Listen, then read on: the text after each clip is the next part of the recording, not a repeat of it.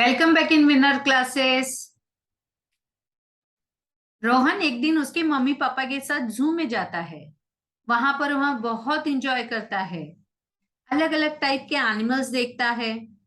लेकिन एनिमल्स को देखने के बाद उसके दिमाग में बहुत सारे क्वेश्चंस आते हैं। वह अपने मम्मी पापा से पूछता है, हमने इतने सारे एनिमल्स देखे, सब एक दूसरे से एकदम अलग थे, सब अलग अलग तरह का खाना खाते हैं, ऐसा क्यों होता है? और इस तरह के बहुत से क्वेश्चंस वो अपने मम्मी पापा से पूछता है। यह क्वेश्चंस आपके दिमाग में भी आते होंगे। इन सारे क्वेश्चंस के आंसर ढूंढने के लिए आज हम क्लास 6 का साइंस का chapter 9 the living organisms characteristics and habitats पढ़ेंगे। लेकिन वीडियो स्टार्ट करने से पहले हमेशा की तरह मैं आपको याद दिला दूं कि यदि आप इस चैनल पे नए हैं तो प्लीज चैनल को सब्सक्राइब करना न भूलें और साथ ही साथ बेल आइकन जरूर दबाएं, जिससे आने वाले हर वीडियो की जानकारी आपको सबसे पहले मिल सके। तो चलिए लेसन स्टार्ट करते हैं।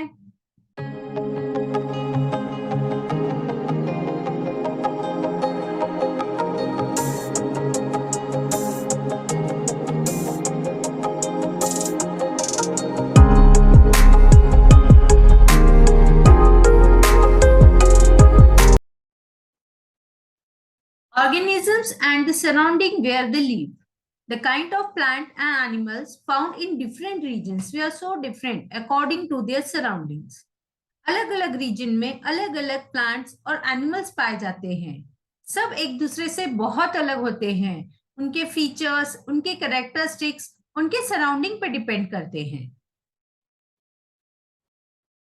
Habitat and adaptation. The place where organisms live is called habitat. The habitat provides food, water, air, shelter, and other needs to organisms. Several kinds of plant and animals live in the same habitat. The plant and animals that live on land are said to live in terrestrial habitats. Example, forest, grasslands, deserts, etc. The habitats of plant and animals that live in water are called aquatic habitats. Example, lakes, rivers and oceans. अब ऐसी जगह जहां पे organisms रहते हैं उसे हम habitat कहते हैं। हैबिटेट ऑर्गेनिजम्स को फूड, वाटर, एयर, शेल्टर का मतलब होता है रहने की जगह, और बहुत सी चीजें जो उनकी जरूरत होती है वह सब प्रोवाइड करते हैं। अलग अलग हैबिटेट में अलग अलग टाइप के प्लांट्स और एनिमल्स मिलते हैं, और उन प्लांट्स और एनिमल्स में भी बहुत सारी वेराइटीज होती है। ऐसे प्लांट और एनिमल्स जो कि लैंड पे रहते हैं उन्हें हम टेरेस्ट्रियल हैबिटेट्स कहते हैं, और ऐसे प्लांट्स और एनिमल्स जो कि पानी में रहते हैं उन्हें हम एक्वेटिक हैबिटेट्स कहते हैं। अब यहाँ पे हैबिटेट का चार्ट दिया गया है, टेरेस्ट्रियल हैबिटेट और एक्वेटिक हैबिटेट। टेरेस्ट्रियल हैबिटेट में आता है डेजर्ट, माउंटेन और ग्रासलैंड। एक्वेटिक हैबिटेट्स में आता है ओशंस, पॉन्ड्स और reverse. Adaptation. It is the method by which organisms get well adjusted to the climate. Adaptation एक मेथड है जिससे कि ऑर्गेनिज्म उसके क्लाइमेट में अच्छी तरह से एडजस्ट हो पाता है। किसी भी रीजन का अबायोटिक फैक्टर बहुत धीरे धीरे चेंज होता है, इसलिए ऑर्गेनिजम्स को भी वहां एडेप्ट करने में बहुत समय लग जाता है। जो ऑर्गेनिज्म उसकी सराउंडिंग के साथ एडेप्ट कर पाते हैं वो सरवाइव कर जाते हैं, लेकिन जो ऑर्गेनिज्म उसकी सराउंडिंग के साथ एडेप्ट नहीं कर पाते वो ऑर्गेनिजम्स मर जाते हैं।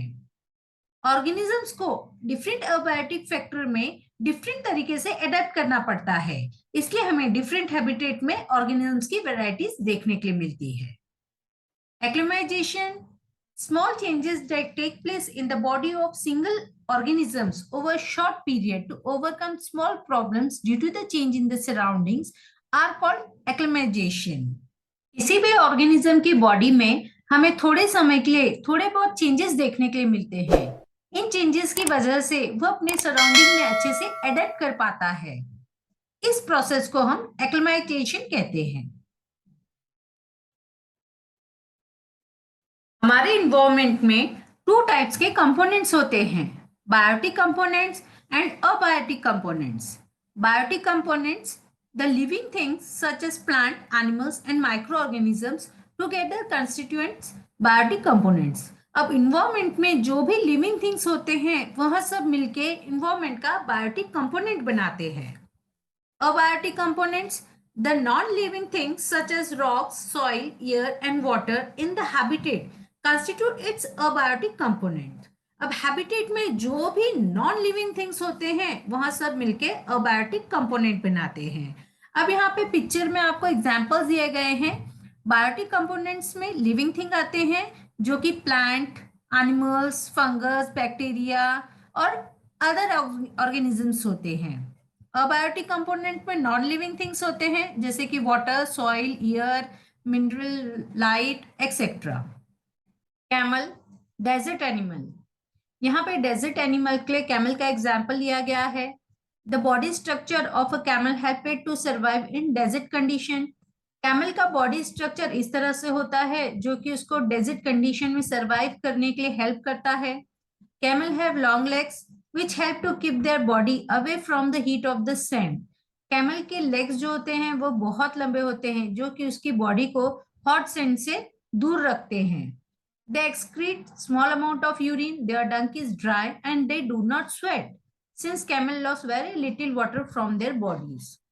कैमल बहुत कम अमाउंट में यूरिन को एक्सक्रीट करता है, उसका डंक ड्राई होता है और उसे पसीना भी नहीं आता जिसकी वजह से उसकी बॉडी में से पानी बहुत कम लॉस होता है. They can live for many days without water और वह बहुत दिनों तक बिना पानी के डेजर्ट में सरवाइव कर सकता है. Fish, aquatic animal. यहाँ पे एक्वेटिक एनिमल के फिश का एग्जाम्पल लिया गया है. Fish have streamline shape which help them to move inside the water. Fish का जो शेप होता है वो स्ट्रीमलाइन होता है जो कि उसको पानी में मूव करने में हेल्प करता है. Fish has slippery scales on their bodies. These scales protect the fish and also help in easy movement through water. Fish की बॉडी पे स्केल्स होते हैं जो कि फिश को प्रोटेक्ट करते हैं और पानी में इजी मूवमेंट करने में हेल्प करते हैं. Fish have flat fins and tails that help them to change direction and keep their body balanced in the water. Fish fins की और टेल्स की हेल्प से डायरेक्शन चेंज करता है और पानी में अपना बैलेंस बनाए रखता है. Gills present in the fish help them to use oxygen dissolved in water. और फिश में गिल्स होते हैं जिसकी हेल्प से फिश पानी में डिजोल्व ऑक्सीजन से रिस्पायर करता है. A journey through different habitats. Some terrestrial habitats. Terrestrial habitats वो हैबिटेट्स होते हैं जो कि लैंड पे पाए जाते हैं. यहाँ पे पहला एग्जांपल डेजर्ट हैबिटेट का लिया गया है.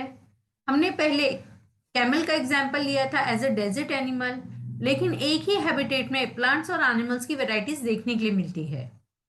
There are desert animals like rat and snake which do not have long legs that a camel has.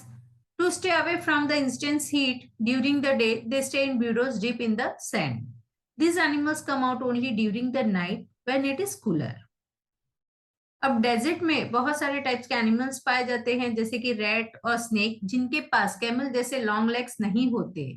वह दिन की गर्मी से बचने के लिए सैंड के अंदर ब्यूरोज में जाके रहते हैं. वह रात को ही बाहर निकलते हैं जबकि वातावरण ठंडा हो जाता है. Desert plants loss very little water through transpiration.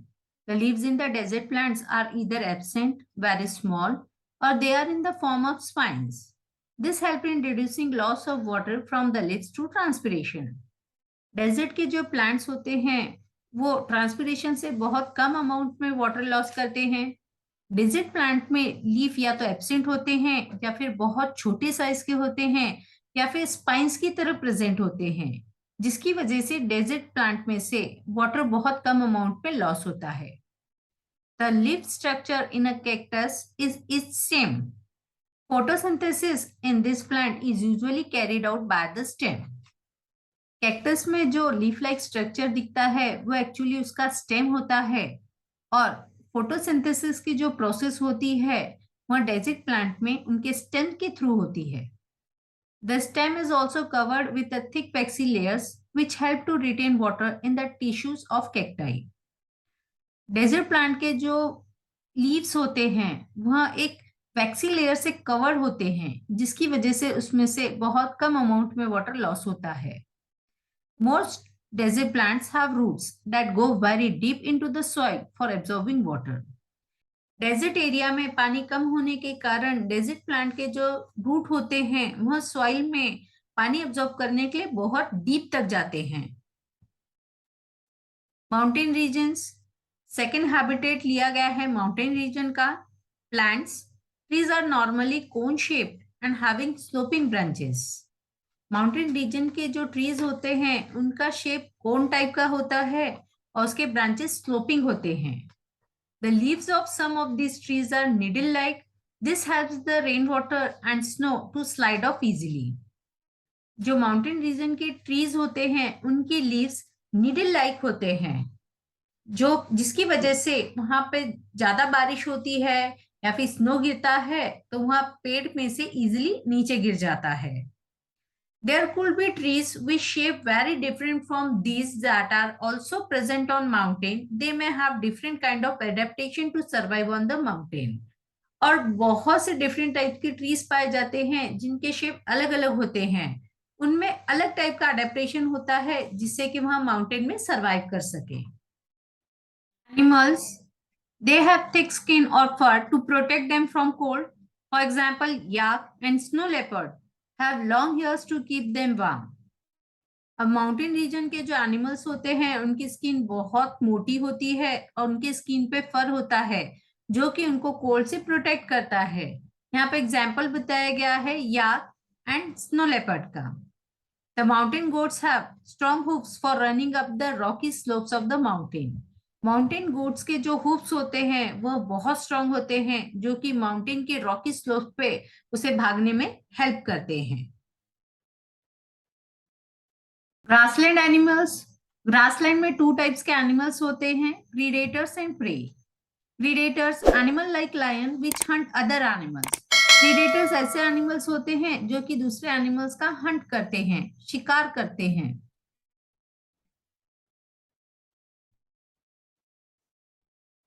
Grassland animals, grassland में टू टाइप्स के एनिमल्स होते हैं, predators and pray.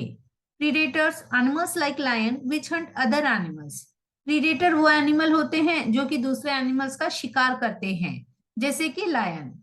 It's light brown colour help it to hide in grasslands when it hunts for prey. The eyes in the front of the face allow it to have a correct idea about the location of its prey. Lion have long claws in their front legs. Lion का colour light brown होता है जिससे कि hunting करते समय वो अपने आप को ग्रासलैंड में हाइड कर सके। लायन के आईज फेस के फ्रंट में होते हैं जिससे कि उसको अपने प्रे का करेक्ट लोकेशन पता चलता है। लायन के फ्रंट लेग्स के क्लॉज लॉन्ग होते हैं जिससे कि वो इजिली हंटिंग कर सकता है। Prey animals to eat. Prey ऐसे एनिमल्स होते हैं जिनके प्रीडेटर्स हंटिंग करते हैं। Example, deer. A deer is another animal that live in forest and grasslands. It has strong teeth for chewing the hard plant stem of the forest.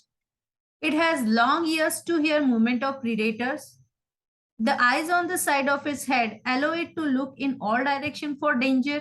The speed of the deer helps them to run away from the predators. अब dear में कुछ special features होते हैं, जैसे कि dear plant product खाती है तो उसके टीथ जो होते हैं वो बहुत स्ट्रांग होते हैं जिससे कि वो प्लांट के हार्ड स्टेम्स को इजीली चीव कर सके। डियर्स के ईयर्स लॉन्ग होते हैं जिससे कि वो प्रीडेटर की मूवमेंट्स इजीली और शार्पली सुन सके। डियर के आईज फेस के साइड में होते हैं जिससे कि वह सारे डायरेक्शंस में देख सके। और the speed of the deer help them to run away from the predators. और डियर इतनी स्पीड से भागती है जिससे कि वह प्रीडेटर से अपने आप को बचा सके। सम एक्वेटिक हैबिटेट्स, ओशंस। अब यहाँ पे एक्वेटिक हैबिटेट का एग्जांपल लिया गया है ocean. Sea animals have streamline body to help them move easily in water. Sea animals जो होते हैं उनकी बॉडी का शेप स्ट्रीमलाइन होता है जिससे कि वह पानी में इजीली मूव कर सके। Animals which do not have streamlined shape, they stay deeper in the ocean near the seabed. कुछ एनिमल्स ऐसे भी होते हैं जिनके बॉडी के शेप अलग होते हैं, जिनके बॉडी के शेप स्ट्रीमलाइन नहीं होते, वो ओशन के डीप में, मतलब ओशन के एकदम नीचे की सतह पे रहते हैं. When they move in water, they make their body streamline. और जब उनको पानी में मूव करना होता है तो वह अपनी बॉडी को स्ट्रीमलाइन शेप में चेंज कर लेते हैं. These animals have gills to help them use oxygen dissolved in water. अब पानी में ऑक्सीजन डिजॉल्व होता है और हर एक लिविंग ऑर्गेनिज्म को ऑक्सीजन की जरूरत होती है. तो जो वाटर एनिमल्स रहते हैं उनमें गिल्स होता है जो कि उनको वाटर में डिजॉल्व ऑक्सीजन रिस्पायर करने में हेल्प करता है. The animals dolphins and whales which do not have gills, they breathe in air through nostrils or blowholes that are located on upper part of their head. This allows them to breathe in air when they swim near the surface of the water. They can stay inside the water for a long time without breathing. They came out to the surface from time to time to breathe in the air. लेकिन कुछ animals ऐसे भी होते हैं जिनमें gills नहीं होता, वह अपने नॉस्ट्रल्स से या फिर ब्लो होल से रिस्पायर करते हैं. तो ऐसे एनिमल्स सी लेवल के ऊपर की साइड में रहते हैं और वह पानी में बहुत देर तक बिना ब्रीथिंग के रह सकते हैं. जब भी उनको ब्रीथिंग की जरूरत होती है वह स्विम करके पानी के सरफेस पे आ जाते हैं और वहां पे वह ब्रीथिंग करते हैं.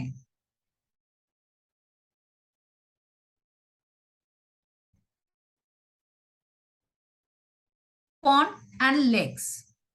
अब यहाँ पे पॉन्ड एंड लेक्स का एग्जांपल लिया गया है. यहाँ पे प्लांट के बारे में बताया गया है कि पॉन्ड्स और लेक में किस तरह के प्लांट्स होते हैं. Plant have their root fix in the soil below the water. Pond और लेक में जो प्लांट्स पाए जाते हैं उनके रूट्स पानी के अंदर, सॉइल के अंदर फिक्स होते हैं. Their main function is to hold the plant in place. Root का मेन फंक्शन होता है कि वह प्लांट को उसकी जगह पे पकड़ के रखे ताकि वह पानी के बहाव के साथ बह न जाए. The stem of plant are long, hollow and light. उनके जो स्टेम होते हैं वह बहुत लॉन्ग होते हैं, हॉलो होते हैं. हॉलो मतलब खोखले होते हैं और बहुत लाइट वेट होते हैं. Plants have narrow and thin ribbon like leaves. Plants के जो लीव्स होते हैं वह बहुत नैरो होते हैं, पतले होते हैं और रिबन लाइक होते हैं. Animals. Frog usually live in ponds. Frogs can stay both inside the water as well as move on land. Ponds में mostly frog जैसे animals पाए जाते हैं. Frog पानी में भी रह सकता है, land पे भी रह सकता है. They have strong back legs that help them in leaping and catching the prey. उनके जो बैक लेग्स होते हैं वो बहुत स्ट्रांग होते हैं जिससे कि वह आसानी से एक जगह से दूसरी जगह जंप कर सके, लीपिंग कर सके और अपने प्रे को पकड़ सके. They have web feet which help them swim in water. और जब वह पानी में रहते हैं तो उनके फीट वेब लाइक होते हैं जिससे की वजह से वह पानी में इजीली स्विम कर सके. Characteristics of organisms. Habitat living and non living thing दोनों को मिलके बना है, लेकिन लिविंग थिंग में कुछ कैरेक्टरिस्टिक्स होते हैं जो कि उसे नॉन लिविंग थिंग से अलग करते हैं. All organisms need food. Food gives organisms the energy needed for them growth. Organisms also need energy for other life process that go on inside them. सारे ऑर्गेनिजम्स को फूड की जरूरत होती है. फूड से ऑर्गेनिजम्स को एनर्जी मिलती है जिससे कि उनका ग्रोथ होता है और डिफरेंट लाइफ प्रोसेस वो कर पाते हैं. All organism show growth. सारे लिविंग ऑर्गेनिजम्स में हमें ग्रोथ देखने के लिए मिलती है. All organisms respire. सारे लिविंग ऑर्गेनिजम्स रिस्पायर करते हैं. Breathing is a part of a process called respiration. In respiration some of the oxygen of the air we breathe in is used by the body. We breathe out carbon dioxide produced in this process. Breathing, respiration का एक process है. Breathing के दौरान हम oxygen हमारे body के अंदर लेते हैं, उससे हमारी एनर्जी जनरेट होती है और हम जब ब्रीथ आउट करते हैं तो हम कार्बन डाइऑक्साइड नामक गैस हमारे बॉडी के बाहर निकालते हैं. All organisms respond to stimuli. Change in our surrounding that make us respond to them are called stimuli. सारे ऑर्गेनिज्म स्टिमुलाई को रिस्पॉन्ड करते हैं. हमारे सराउंडिंग में जो भी चेंजेस होते हैं हम उसको रिस्पॉन्ड करते हैं। इस प्रोसेस को स्टिमुलाई कहते हैं। Living organisms and excretion, the process of getting rid of waste by organisms is known as excretion. सारे लिविंग ऑर्गेनिज्म एक्सक्रीशन करते हैं। सारे लिविंग ऑर्गेनिजम्स के बॉडी में जो वेस्ट होता है वह उनके बॉडी के बाहर निकालते हैं। इस प्रोसेस को एक्सक्रीशन कहते हैं। All organisms reproduce their own kind. Living things produce more of their own kind through reproduction. सारे लिविंग ऑर्गेनिज्म रिप्रोडक्शन करते हैं। जैसे मैंगो सीड अगर हम लगाएंगे तो मैंगो का प्लांट उगेगा। hen के अंडे में से hen या कॉक ही निकलेगी। तो इस तरह से सारे ऑर्गेनिजम्स उनके जैसे और लिविंग थिंग्स को प्रोड्यूस करते हैं। All organisms move, all living organisms move from one place to another and shows body movement except plant. सारे लिविंग ऑर्गेनिजम्स एक जगह से दूसरी जगह मूव करते हैं और मूवमेंट दिखाते हैं। लेकिन प्लांट भी एक लिविंग ऑर्गेनिज्म है, लेकिन वह एक जगह से दूसरी जगह पे मूव नहीं कर पाता। ऑल ऑर्गेनिजम्स विल डाई, सारे लिविंग ऑर्गेनिजम्स मर जाते हैं, उनकी लाइफ प्रोसेस फिनिश हो जाती है। Keywords: adaptation, aquatic habitat, biotic component, excretion, growth, habitat, living, reproduction, respiration, stimulus. Summary: the surrounding where plant and animals live is called their habitat. Several kinds of plant and animals may share the same habitat. The presence of specific feature and habitats which enable a plant or an animal to live in a particular habitat is called adaptation. There are many types of habitats. However, this may be broadly grouped as terrestrial on the land and aquatic in water. There is a wide variety of organisms present in different habitats. Plant, animals, and microorganisms together constitute biotic components. Rocks, soil, air, water, light, and temperature are some of the abiotic components of our surrounding. Living things have certain common characteristics. They need food, they respire and excrete, respond to their surrounding, reproduce, growth, and show movements. यहाँ पर यह lesson खत्म हुआ। अगर आपको यह video पसंद आया हो तो इसे लाइक, शेयर और सब्सक्राइब करना ना भूलें। साथ ही साथ बेल आइकन जरूर दबाएं जिससे आने वाले हर वीडियो की जानकारी आपको सबसे पहले मिल सके। और कमेंट बॉक्स में लिखना ना भूलें कि आपको यह वीडियो कैसा लगा। Thank you from winner classes.